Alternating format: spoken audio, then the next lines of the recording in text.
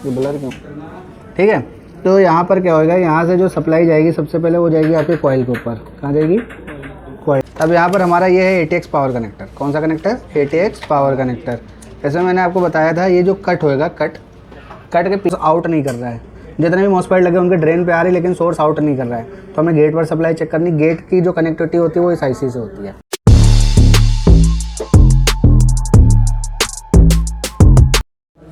तो आज का जो हमारा जो सेक्शन है ये है वोल्टेज रेगुलेटर मॉड्यूल सेक्शन, यानी कि जो है हमारा VRM सेक्शन है।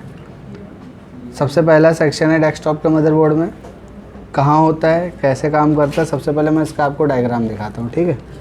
इसके डायग्राम में क्या होता है, हमारा ये सबसे पहले ATX 12 वोल्ट का कनेक्टर होता है। ATX 12 वोल्ट का कनेक्टर होगा, इसमें 2 पिनें होंगी आपकी 12 वोल्ट की और 2 पिनें होंगी ग्राउंड, ठीक है। ये जो कट दे रखा होगा, कट के पीछे की जो 2 पिन होंगी 12 वोल्ट की होंगी और इसके पीछे की पिन हो जाएगी आपकी ग्राउंड, ठीक है।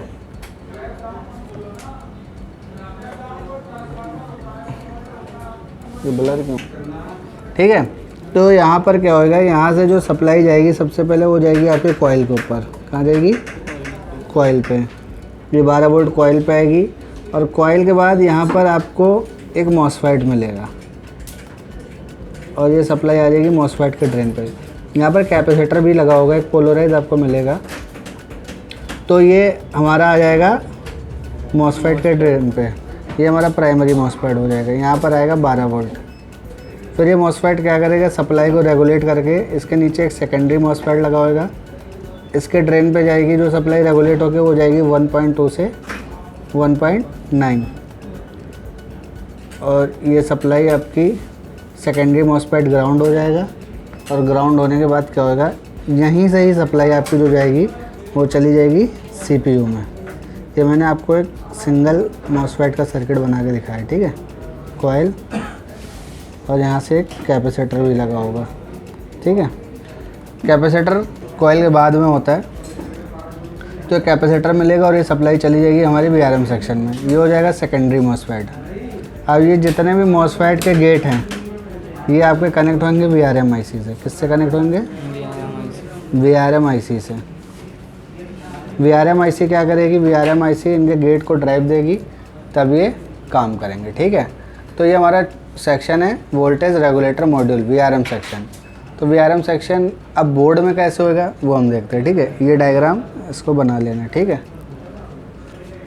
तो अब यहाँ पे देखो क्या है, हमने ये मीटर लगा रखा है कंटिन्यूटी पॉइंट पे, बीप दे रहा है मीटर, ठीक है। अब यहाँ पर हमारा ये है ATX पावर कनेक्टर। कौन सा कनेक्टर? ATX power connector. जैसे मैंने आपको बताया था, ये जो कट होएगा, कट के पीछे की 2 पिनें होंगी 12 वोल्ट की और उसके पीछे की 2 पिनें होंगी ग्राउंड। अब ये जो ग्राउंड की पिन है वो आप जब ग्राउंड से चेक करोगे तो ये बीप करेंगी। आ रही बीप? यहाँ पे भी बीप आ रही है, बट ये वाली पिन बीप नहीं करनी चाहिए, ये वाली पिन बीप नहीं करेगी,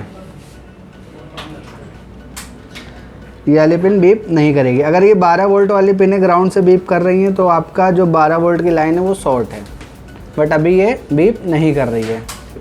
अब हमें क्या करना है, ये जो 12 वोल्ट की सप्लाई है ये सबसे पहले जाएगी इस कॉइल पे और कॉइल से जाएगी एक कैपेसिटर लगे हुए, कैपेसिटर और मॉसफेट के ड्रेन पे। कॉइल पे अगर आपको चेक करनी है तो बोर्ड के बैक साइड से हम चेक कर सकते हैं और आप सीधा मॉसफेट के ड्रेन पे भी चेक कर सकते हो। ये 12 वोल्ट सीधा मॉसफेट के ड्रेन से कनेक्ट है, यानी कि जो 12 वोल्ट आएगी वो कॉइल कैपेसिटर के थ्रू मॉसफेट के ड्रेन पर आ जाएगी, ठीक है।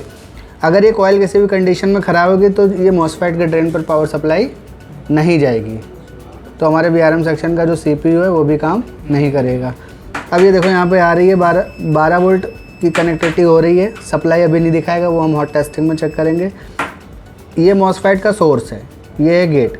जो सोर्स होएगा वो सेकेंडरी मॉसफेट के ड्रेन से कनेक्ट होएगा,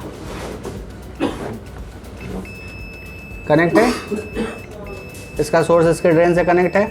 अब इसके ड्रेन से कॉइल लगेगी और कॉइल से कैपेसिटर लग के सप्लाई CPU में चली जाएगी। अब देखो हम देखते हैं CPU में सप्लाई आ रही है, यहाँ से हम CPU निकाल देते हैं। देखो कैसे, आपको कॉइल चेक करने की ज़रूरत भी नहीं पड़ेगी, आप सीधा यहाँ पे लगाओ और इसके अंदर सप्लाई चेक कर लो। कनेक्ट हो रहा है मॉसफेट से अंदर, यानी कि जो पूरा ट्रैक है हमारा वो ओके है। तो ये हमारा हो गया पहला पेयर। कौन सा?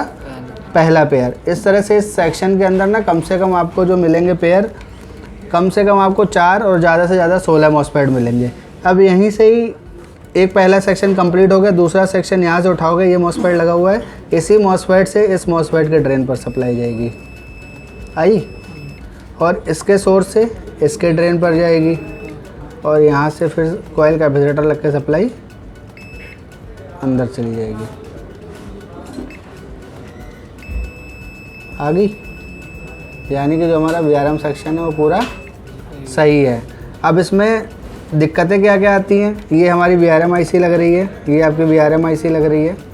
VRM IC का काम क्या होगा? मान लो कि मॉसफेट के ड्रेन पर सप्लाई आ रही है, लेकिन उसका सोर्स आउट नहीं कर रहा है। जितने भी मॉसफेट लगे उनके ड्रेन पे आ रही है, लेकिन सोर्स आउट नहीं कर रहा है, तो हमें गेट पर सप्लाई चेक करनी। गेट की जो कनेक्टिविटी होती है वो इस IC से होती है, ये IC ही सारे गेट को कंट्रोल करे।